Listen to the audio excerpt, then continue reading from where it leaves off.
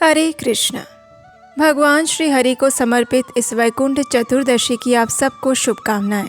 परम भगवान श्री हरि आप और आपके परिवार पर उनकी विशेष कृपा बनाए रखें, यही प्रार्थना करते हैं।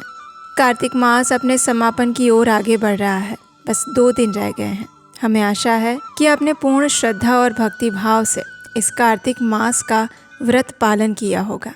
आप में से कई भक्तों ने प्रतिदिन दीपदान किया होगा, कुछ विशेष नियम और संकल्प लिए होंगे और उन सब की पूर्णाहुति बस कुछ ही क्षणों में होने वाली है। वैकुंठ चतुर्दशी का पर्व कार्तिक पूर्णिमा के 1 दिन पहले आता है।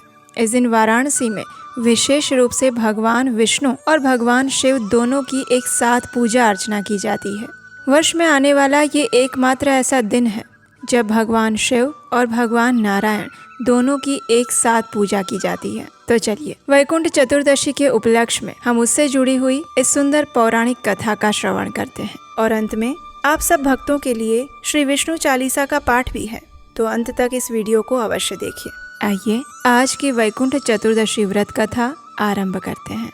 एक दिन देवर्षि नारद मुनि के सहित सभी देवतागण भगवान श्री हरि के पास गए। उन्होंने भगवान श्री हरि का विधि विधान पूर्वक पूजन किया, उनकी स्तुति की और पुरुष सूक्त मंत्र द्वारा उन्हें प्रसन्न करने का प्रयास किया। जब देवताओं की इस प्रकार की गई पूजा विधि से भगवान श्री हरि प्रसन्न हुए तो उन्होंने देवताओं से पूछा, हे देवतागण, आप सबका स्वागत है। बताइए मैं आपकी क्या सेवा कर सकता हूँ। तब सभी देवताओं ने भगवान श्री हरि से कहा, हे प्रभु, हमारे मन में एक जिज्ञासा है, उसी का समाधान ढूंढने के लिए आज हम आपके पास आए हैं। हम सब जानते हैं कि आप अपने भक्तों के प्रति अत्यधिक वत्सल रहते हैं। आपके भक्त आपकी सेवा पूजा और भक्ति द्वारा सरलता से आपके लोक को प्राप्त कर सकते हैं। लेकिन हम आपसे यही जानना चाहते हैं कि क्या कोई ऐसा विशेष दिन, समय या अवसर है जिस दिन की गई आपकी आराधना से सामान्य जन भी आपके लोक को प्राप्त कर सके। तो इसके उत्तर में भगवान श्री हरि मुस्कुराए। उन्होंने देवताओं से और देवर्षि नारद से कहा, हे देवतागण, प्रत्येक वर्ष कार्तिक मास के शुक्ल पक्ष की चतुर्दशी तिथि के दिन मैं अपने भक्तों पर और सभी जीवात्माओं पर विशेष कृपा प्रदान करता हूँ। इस दिन जो भी मनुष्य पूर्ण श्रद्धा और भक्ति भाव से मेरी पूजा आराधना करता है, उसके लिए मेरे वैकुंठ के द्वार स्वतः ही खुल जाते हैं। तो इस प्रकार इस वैकुंठ चतुर्दशी की महिमा का गान करते हुए भगवान श्री हरि ने देवताओं को एक उपाय बताया, जिसका सीधा संबंध था वैकुंठ चतुर्दशी के साथ। और इसीलिए इस वैकुंठ चतुर्दशी के दिन भगवान श्री हरि की सेवा, पूजा और आराधना करने से वे हमें उनके दिव्य धाम की प्राप्ति करवाते हैं। अन्य एक प्राचीन कथा के अनुसार एक समय भगवान श्री विष्णु भगवान शिव की पूजा आराधना करने के लिए वाराणसी गए थे। वहां जाकर उन्होंने एक यज्ञ संकल्प लिया, जिसके अनुसार भगवान श्री विष्णु भगवान शिव को प्रसन्न करने के लिए 1000 कमल पुष्प अर्पित करके उनकी स्तुति कर रहे थे। भगवान श्री विष्णु की इस भक्ति को देखने और उसकी परीक्षा लेने के लिए भगवान शिव ने उनके 1000 कमल पुष्पों में से एक पुष्प को चुरा लिया। अब जब भगवान श्री हरि पूजा कर रहे थे तो उन्होंने देखा कि इन 1000 पुष्पों में से एक पुष्प कम है और जब वो अंतिम पुष्प चढ़ाने की बारी आई तो उन्हें वो एक कमल का पुष्प नहीं मिला। अब ऐसे समय में भगवान श्री हरि ने सोचा कि मुझे कमलाक्ष भी कहा जाता है, यानी मेरे नेत्र कमल के समान हैं, तो क्यों न मैं अपने नेत्र को ही कमल के स्वरूप में भगवान शिव को अर्पित कर दूं। इस प्रकार सोचकर भगवान श्री विष्णु अपने एक नेत्र को निकालकर भगवान शिव को अर्पित करने लगे। भगवान श्री हरि की इस दिव्य भक्ति और निष्ठा को देखकर भगवान शिव का हृदय पिघल गया। वे तुरंत उनके सामने प्रकट हुए। उन्होंने भगवान श्री हरि को उनका नेत्र वापस किया और उन्हें आशीर्वाद देते हुए कहा कि हे प्रभु, आज कार्तिक मास के शुक्ल पक्ष की चतुर्दशी तिथि है और आज से इस चतुर्दशी तिथि को वैकुंठ चतुर्दशी के नाम से जाना जाएगा। पृथ्वी लोक पर जो भी मनुष्य इस दिन आपकी पूजा अर्चना करेगा, उस पर मैं भी प्रसन्न होऊंगा। और जो मनुष्य पूर्ण श्रद्धा और भक्ति भाव से वैकुंठ चतुर्दशी के दिन आपकी पूजा आराधना में संलग्न रहेगा, उसे आपके परम धाम वैकुंठ की सरलता से प्राप्ति हो सकेगी। तो इस प्रकार वैकुंठ चतुर्दशी से जुड़ा हुआ ये भी एक इतिहास है, जिसके कारण हम वैकुंठ चतुर्दशी के दिन भगवान शिव और भगवान श्री हरि दोनों की पूजा एक साथ करते हैं। ऐसा कहा जाता है कि वैकुंठ चतुर्दशी के दिन निशीथ काल में यानी कि मध्य रात्रि में की गई हरि और हर की पूजा से मनुष्य अपने सभी भव बंधनों से मुक्त हो जाता है, उसे परम आध्यात्मिक जगत की प्राप्ति होती है और उसे परम आध्यात्मिक ज्ञान प्राप्त होता है। भगवान श्री हरि द्वारा की गई भगवान शिव की पूजा से उन्होंने ये भी वरदान दिया था कि जो भी मनुष्य इस वैकुंठ चतुर्दशी के दिन सबसे पहले आपकी पूजा करके उसके बाद मेरी पूजा करेगा, उसके सभी मनोरथ पूर्ण होंगे। और इसीलिए वैकुंठ चतुर्दशी के दिन सबसे पहले निशीथ काल में यानी कि मध्य रात्रि के समय में भगवान श्री विष्णु की पूजा अर्चना की जाती है और उसके बाद प्रातः काल में भगवान शिव की पूजा आराधना करने का प्रावधान बताया गया है। आज क्षीर सागर में एक भयंकर बवंडर उठा हुआ था। समुद्र की उत्तुंग लहरें मानो चारों दिशाओं को निगल रही थी। उसमें रहने वाले मगरमच्छ और घड़ियाल उद्विग्न हो उठे थे। छोटी बड़ी और तिमिंगल मछलियां समुद्र की सतह पर आने लगी थी। ऐसा लग रहा था मानो उनके जीवन में एक महाप्रलय आ गया हो। और उसी क्षण उस क्षीर सागर के उदर से प्रकट हुआ एक अत्यंत भयावह हलाहल नामक विष। वो विष चारों दिशाओं को अपने अंदर समेटने लगा था। वो इतना तीव्र था कि सभी देवता और असुर त्राही त्राही पुकारने लगे। अपने प्राणों की रक्षा हेतु उन्होंने भगवान शिव की शरण ली और इस हलाहल विष का पान करने की प्रार्थना की। सबके आश्चर्य के बीच शिवजी ने उस विष का पान करने से पहले किसी से आज्ञा मांगी, लेकिन भगवान शिव को किसी से आज्ञा लेने की क्या आवश्यकता पड़ गई? और कौन था वो व्यक्ति जिनसे स्वयं शिवजी आज्ञा मांग रहे थे? चलिए पवित्र पुरुषोत्तम मास के अवसर पर इस सुंदर श्रीमद् भागवतम प्रसंग का रसपान करते हैं। हरे कृष्णा। एक समय दुर्वासा मुनि कहीं जा रहे थे। उन्होंने अपने मार्ग में सामने से ऐरावत पर आते हुए देवराज इंद्र को देखा। अब ऋषिगण तो स्वभाव से ही करुणामय होते हैं, इसीलिए इंद्र के प्रति प्रेम और कृपावश दुर्वासा मुनि ने अपने गले में पड़ी फूलों की माला निकालकर इंद्र को प्रदान की।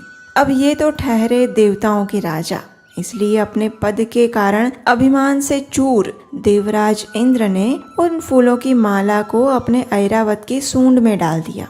और ऐरावत भी आखिर एक पशु ही है, उसे क्या पता कि उस माला का कैसे सम्मान करना चाहिए। तो बस ऐरावत ने उस फूलों की माला को अपने पैरों तले रोंदना शुरू कर दिया।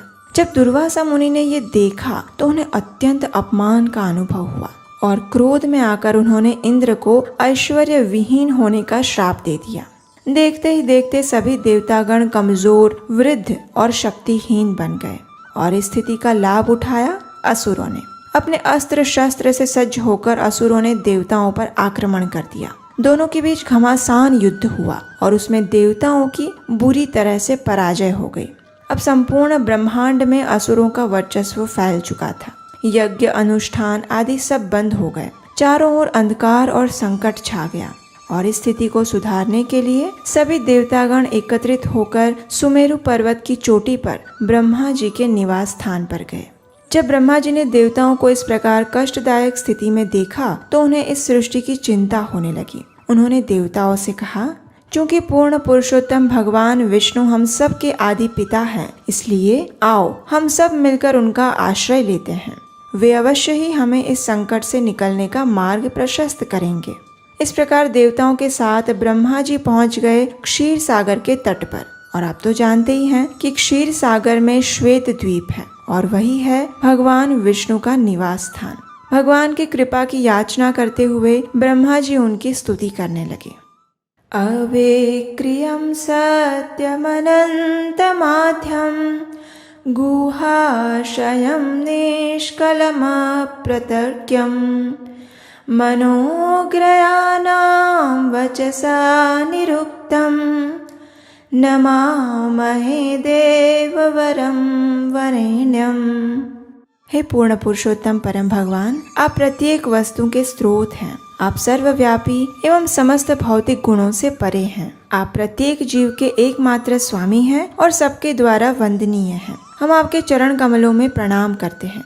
हे प्रभु, आपसे कुछ भी अज्ञात नहीं है, इसलिए हे भगवान, चूंकि हम नहीं जानते कि हमारा श्रेय किसमें है, इसलिए आप हमें ऐसे साधन प्रदान करें जो हमारे उद्धार के लिए अनुकूल हो। इस प्रकार ब्रह्मा जी की प्रार्थना से प्रसन्न होकर भगवान नारायण उन सभी देवताओं के समक्ष प्रकट हुए उनके शरीर से निकलने वाला प्रकाश हजारों सूर्य के प्रकाश को भी मात देने वाला था। धीरे धीरे भगवान के पीत वस्त्रों से सुसज्जित श्यामल वर्ण छवि देवताओं के सामने प्रकट होने लगी। भगवान के दर्शन करते ही सभी देवताओं ने उन्हें दंडवत प्रणाम किए और फिर भगवान विष्णु ने देवताओं को संबोधित करते हुए कहा, हे लोकपालों, अब ध्यान पूर्वक मेरी बात सुनो। इस समय काल तुम्हारे पक्ष में नहीं है, इसलिए ऐसी स्थिति में अच्छा होगा कि तुम असुरों के साथ संधि कर लो। उनसे संधि करके तुम इस क्षीर सागर का मंथन करो और अमृत प्राप्त करने का प्रयास करो। अमृत पीकर मृत्यु शैया पर गिरा हुआ व्यक्ति भी जीवित हो उठता है।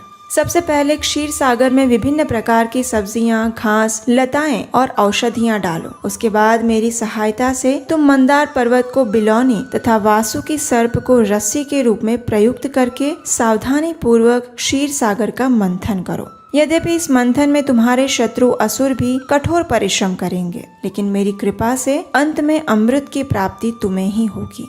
मंथन के दौरान अनेक वस्तुएं प्रकट होंगी और यदि असुर उनमें से किसी भी वस्तु की इच्छा करें तो तुम उनसे वाद विवाद किए बिना उन्हें वो दे देना। उस मंथन से कालकूट विष भी उत्पन्न होगा, परंतु तुम उससे भयभीत मत होना।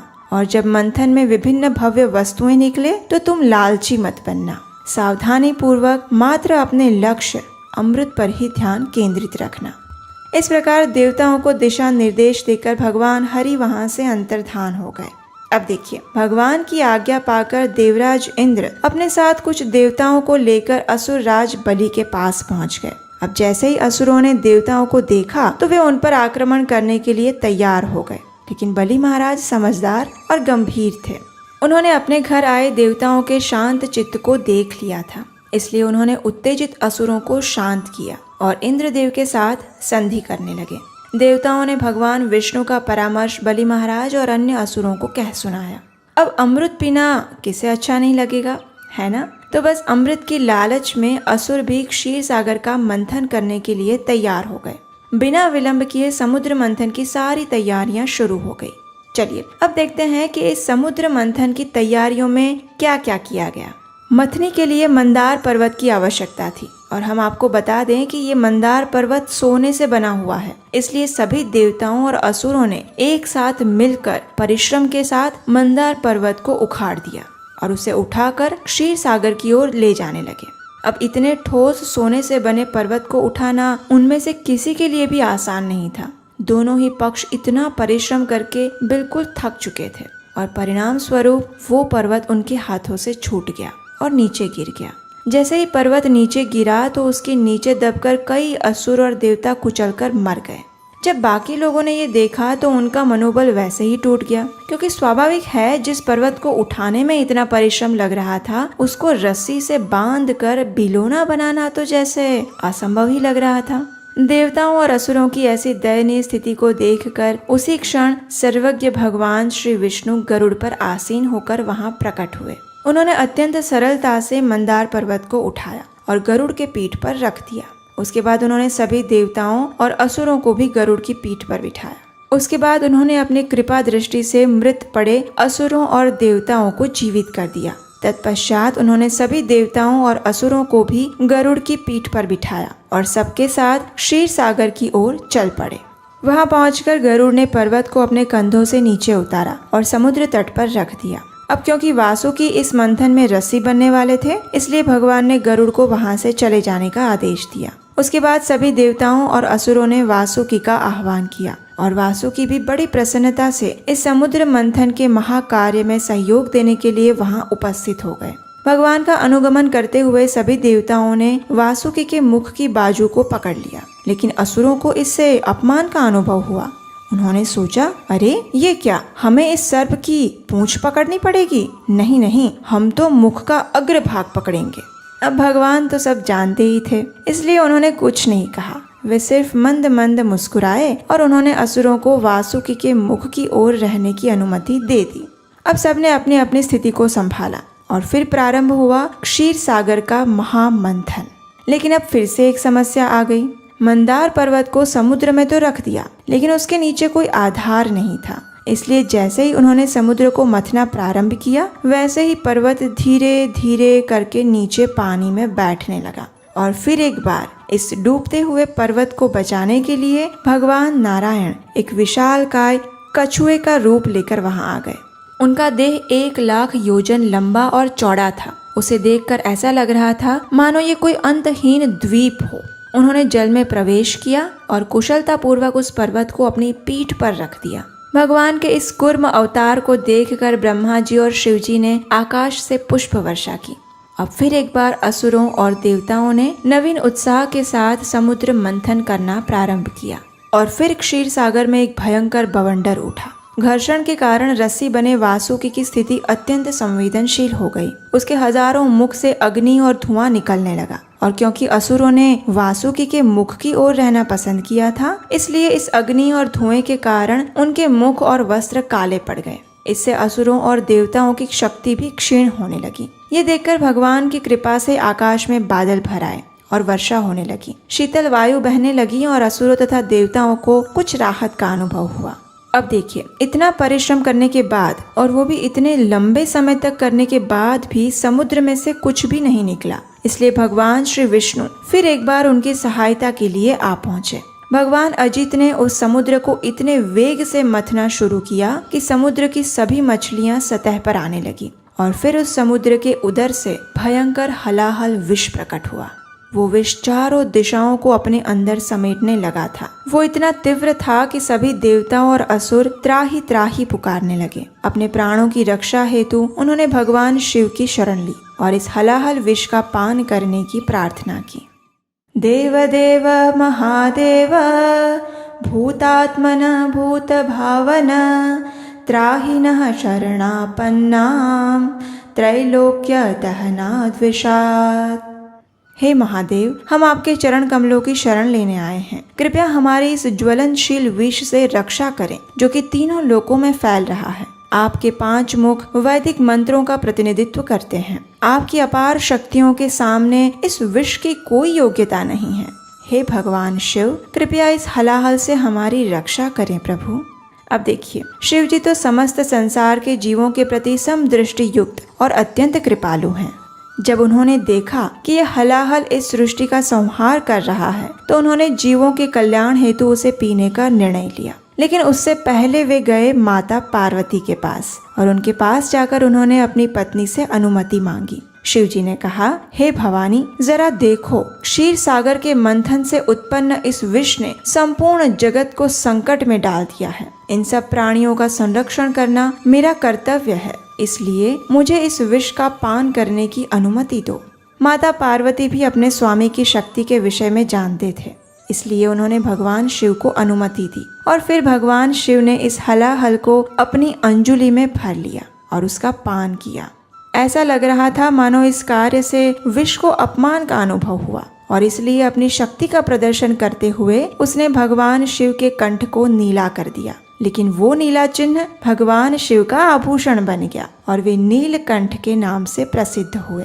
तो हमें आशा है कि आपको आज की ये विशेष वैकुंठ चतुर्दशी कथा अच्छी लगी होगी। अगर आपको ये कथा अच्छी लगी है तो इसे अपने मित्रों और परिवारजनों को भी शेयर कीजिए, क्योंकि अब ये कार्तिक मास का अंतिम समय चल रहा है। तो ऐसे में इन कथाओं का श्रवण करके उन्हें भी संपूर्ण कार्तिक मास का पुण्य फल प्राप्त हो सकता है। और हम परम भगवान श्री कृष्ण से प्रार्थना करते हैं कि वे आपको और आपके परिवार को सुरक्षित रखें, स्वस्थ रखें और हर प्रकार की सुख समृद्धि और भगवान श्री कृष्ण की शुद्ध भक्ति प्रदान करें, क्योंकि आप सभी ने इस संपूर्ण कार्तिक मास के दौरान ध्यान पूर्वक इन सभी कथाओं का श्रवण किया है। और अगर आपको उचित लगे तो आप हमारे लिए भी यही प्रार्थना कर सकते हैं।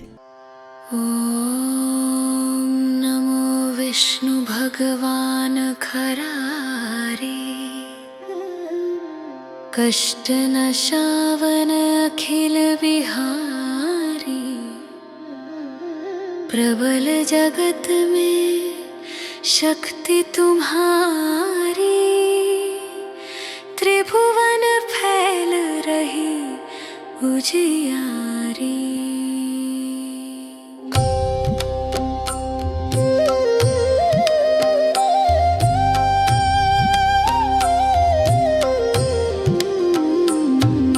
सुंदर रूप मनोहर सूरत, सरल स्वभाव मोहनी मूरत, मूरत तन पर पीतांबर अति सोहत वैजयंती माला मन मोहत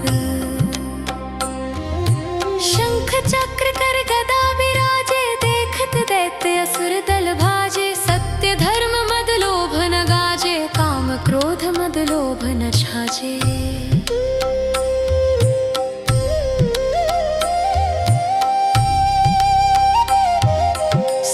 भक्त सज्जन मनंजन दनुज असुर दुष्टन दल गंजन सुख उपजाय कष्ट सब भंजन दोष मिटाय करत जन सज्जन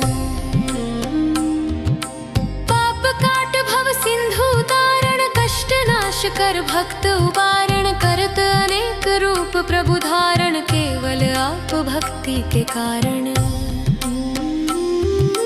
धरणि धेनु बन तुम ही पुकारा तब तुम रूप राम का धारा भार उतार असुर दल मारा रावण आदिक को संहारा